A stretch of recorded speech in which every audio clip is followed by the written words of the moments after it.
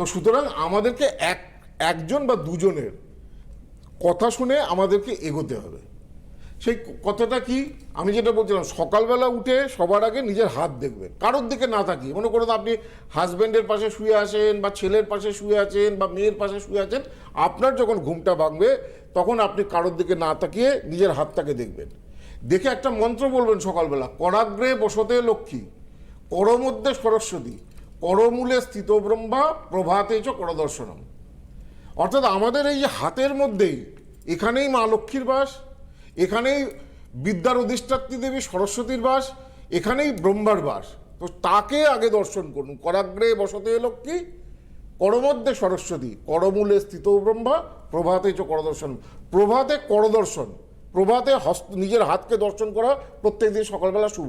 মন্ত্র মনে না থাকলে শুধু উঠে জাস্ট হাতটাকে দেখবেন, দিয়ে মুখের মধ্যে হাতটাকে জাস্ট একবার মেলাবেন। আমি